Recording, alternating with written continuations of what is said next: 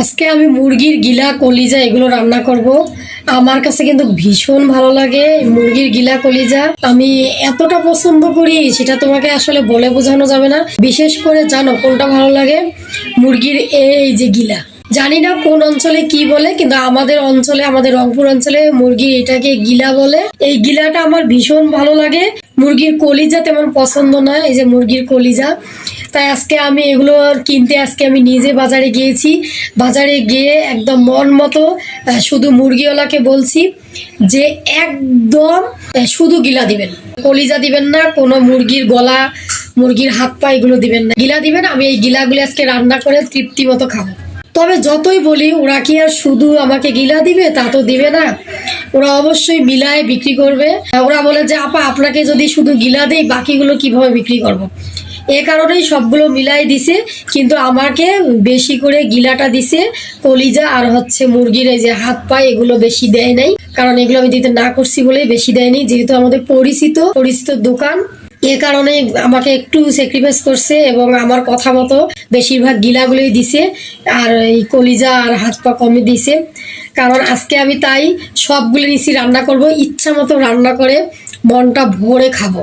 আমি জানি না তোমাদের কার কার এইরকম মুরগির হাত পা গিলা কলিজা পছন্দ, অবশ্যই কিন্তু কমেন্ট করে জানাবে। আর কার কাছে কোনটা বেশি ভালো লাগে অবশ্যই কমেন্ট করে জানাবে। তবে আরেকটা মজার বিষয় কি জানেন?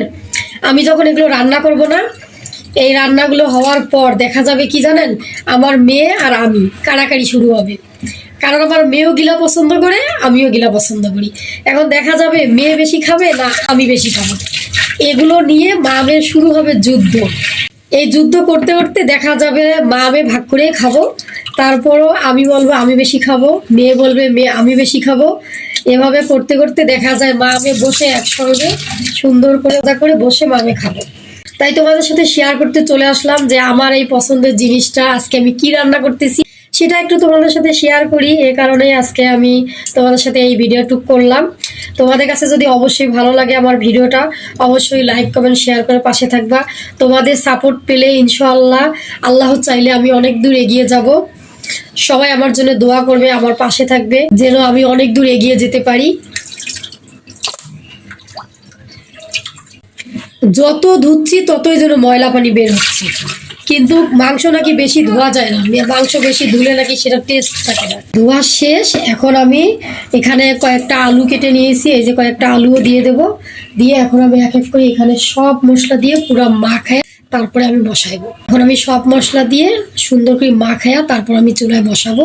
এখান থেকেই আমি আজকে বিদায় নিই। তোমরা সবাই ভালো থাকো, সুস্থ থাকো। আমার ভিডিওটা যদি ভালো লাগে অবশ্যই লাইক কমেন্ট শেয়ার করে পাশে থাকবে। আজকের জন্য আল্লাহ হাফেজ।